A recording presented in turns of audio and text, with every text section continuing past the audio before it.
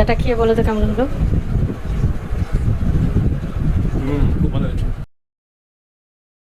আজকে আমি লেবু চা বানাবো। 2 কাপ চা, তার জন্য লাগবে 2টো লবঙ্গ, 2টো এলাচ, হাফ চামচের মতো আদা বাটা, একটু গোলমরিচ, পরিমাণ মতো বিট নুন। আর 2 কাপের জন্য আমি এরকম পরিমাণে 2টো লেবু কেটে নিয়েছি। আর সিটিসি চা পাতা আর মিষ্টি যে যা নিজের স্বাদ অনুযায়ী নেবে। আর জল তো অবশ্যই লাগবে। প্রথমে 2 কাপ জল দিয়ে দিলাম।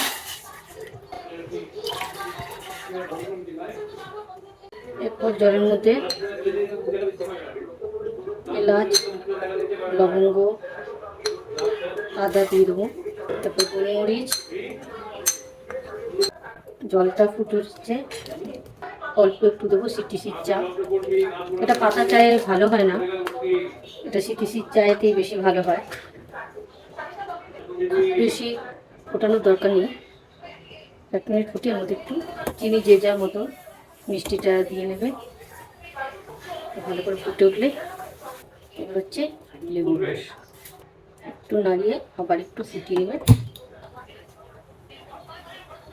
লেবুর চা তৈরি। এই যে লেবুর চা বানানো হলো, আমি একটু খেয়ে দেখি কেমন হয়েছে। খুব ভালো হয়েছে, তোমরাও বাড়িতে একবার করে খেয়ে দেখতে পারো। ঠিক আছে। খুব ভালো হয়েছে।